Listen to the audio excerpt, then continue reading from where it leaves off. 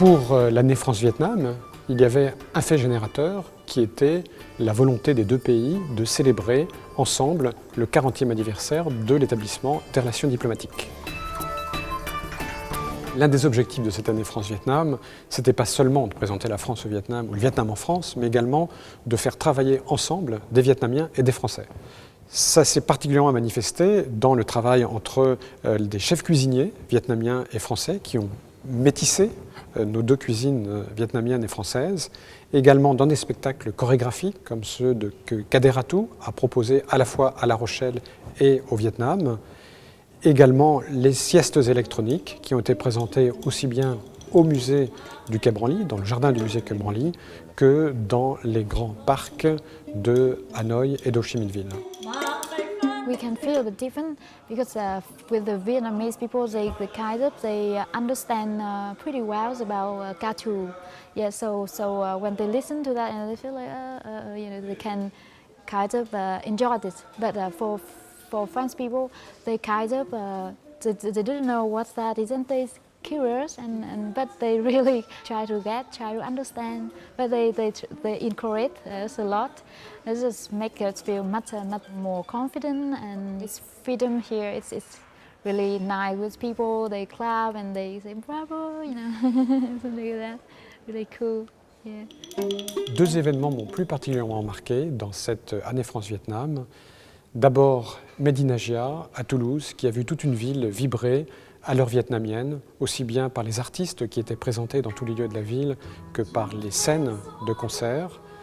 D'autre part, les autochromes de la collection Albert Kahn, qui ont été présentés d'abord à Hanoï, permettant ainsi à la population vietnamienne de redécouvrir leur ville de Hanoï au début du XXe siècle, avec des photos tout à fait marquantes, et ensuite à Paris, à la Cité internationale universitaire de Paris, coïncidant avec la réouverture rénovée de la Maison d'Asie du Sud-Est.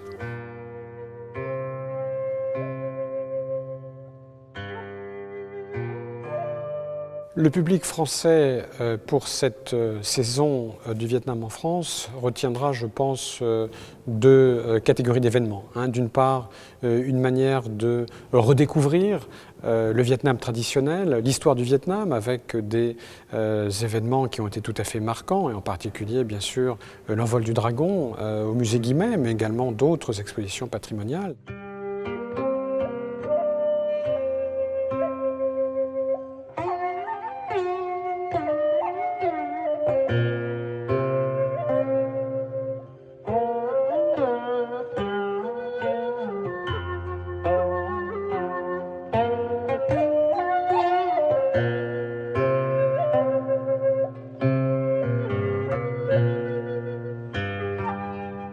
Ce que le public pourra retenir, c'est aussi que le Vietnam est un pays avec une création contemporaine extrêmement active, développée, et l'élément le plus emblématique en est sans doute la technoparade, qui ont vu des dizaines de milliers de jeunes danser sur les sons de DJ vietnamiens de la nouvelle génération.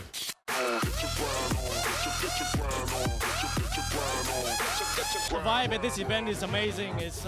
I've never seen anything like this, especially from Vietnam. Dance music in Vietnam is new, There's not it's not a diverse scene, so to see this is really nice.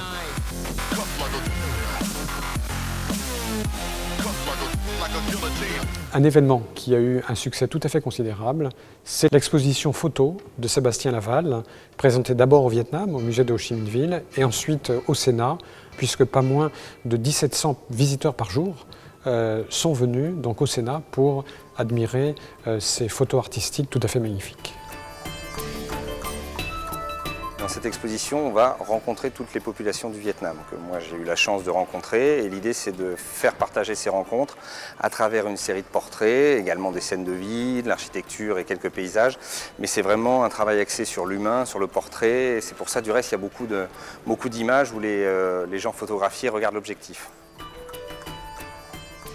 L'année France-Vietnam avait pour ambition de ne pas être seulement culturelle, mais également de concerner l'ensemble des secteurs qui représentent l'image et l'activité d'un pays, à savoir que l'enseignement supérieur et la recherche ont été très présents, également l'économie, les industries créatives.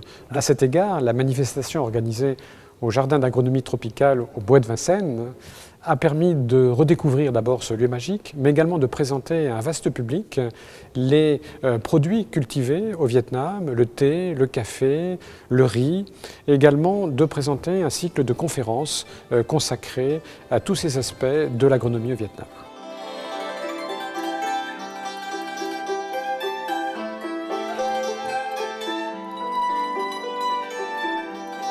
L'événement qui a sans doute été le plus marquant, c'est l'événement de clôture de la saison de la France au Vietnam, à savoir la mise en lumière du palais de la réunification à Ho Chi Minh Ville.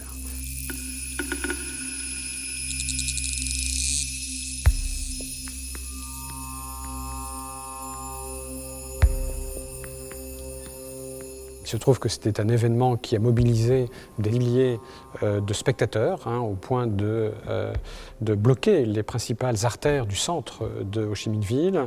Et c'était aussi un événement qui marquait aussi l'excellence française en matière technologique, puisque c'était des projections d'images 3D sur une façade, et puis qu'il y avait une forte résonance historique, puisque ce palais de la réunification a joué un rôle tout à fait majeur dans l'histoire du Vietnam. C'était la première fois que les autorités du Vietnam le mettaient à disposition donc, pour réaliser un grand événement populaire. Je voudrais remercier les entreprises françaises, membres du comité des mécènes qui ont participé à cette année France-Vietnam et qui nous ont accompagnés tout au long de la saison de la France au Vietnam. L'un des éléments majeurs, en effet, qui ont contribué à ce succès de l'année France-Vietnam, c'est la mobilisation de beaucoup de partenaires, tels que le musée du Quai Branly, la Bibliothèque nationale de France ou la Cité de l'architecture et du patrimoine, mais également des opérateurs venant de tous les secteurs.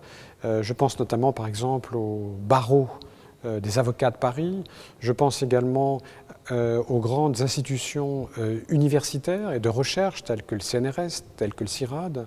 Je pense également à l'Agence française de développement, je pense à UbiFrance, et également bien sûr nos ministères, des Affaires étrangères, du développement international, de la culture et de la communication, mais également de l'enseignement supérieur, qui nous ont soutenus tout au long de cette année France-Vietnam. Je pense également aussi aux collectivités territoriales, notamment Hanoï, La Rochelle, beaucoup de collectivités de la région parisienne, sans lesquelles cette année France-Vietnam n'aurait pas eu l'impact qu'elle a eu. Et je voudrais également remercier toutes les associations proches du Vietnam qui se sont mobilisées sur tout le territoire afin de donner à cette année France-Vietnam non seulement une dimension, je dirais, parisienne, mais également une dimension sur tout le territoire.